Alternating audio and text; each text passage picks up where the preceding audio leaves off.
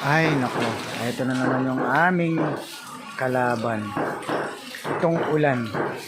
Yun naman in-invite dito sa site. Pumupunta. At nagpaulan talaga. Ayan po, ang laki na ng tubig. Dito na lang kami mayroong submersible pump. Para agarin yung tubig na dulot ng pag-ulan.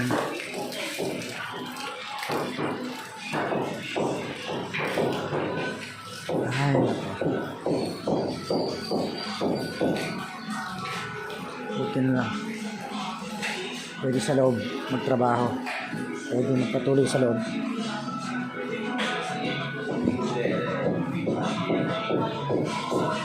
Konting kembot na lang. Kaya tapos na itong TMB. Doon po yung shower sa dulo. Isang kaway nga bro. Isang kaway. Ay.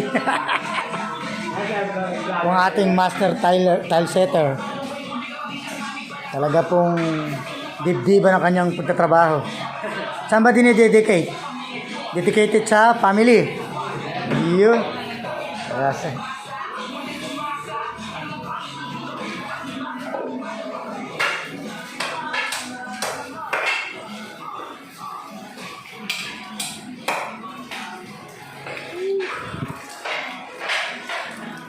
Ayan, konting kembot na lang din po at tatapos na yung excavation para sa swimming pool. Konting kembot na lang mga friends, mga clients. Tara, bisitahin po natin ang second floor. Ayan, dito po kulang na lang ng steps. Yes! Oh, ganda ng tindig ng swimming pool. Overlooking talaga. Ito naman po yung isang ating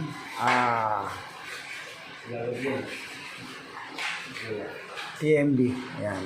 Ito po yung common CR. Ito po yung pinaka master room. Ayan.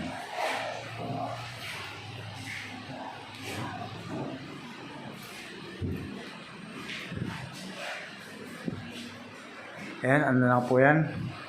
Konting hilamos na lang kasi at dito laminated naman po ilalagay natin sa flooring. Laminated na wood design. Ito po ang pinaka family hall. Ito po yung pinaka family hall.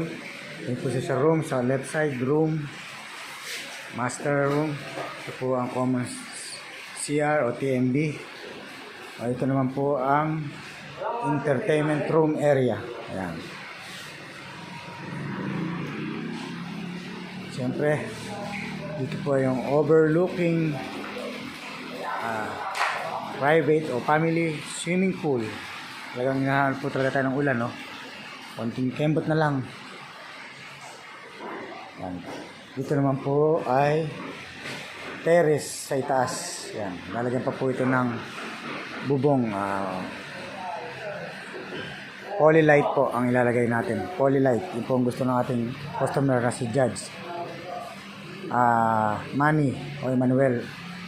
O Manuel Siangco. Shout out po sa mga gustong magpagawa dyan. PM lang o DM lang. Wise Builder Contractor by EDC. Yes, shout out and God bless all.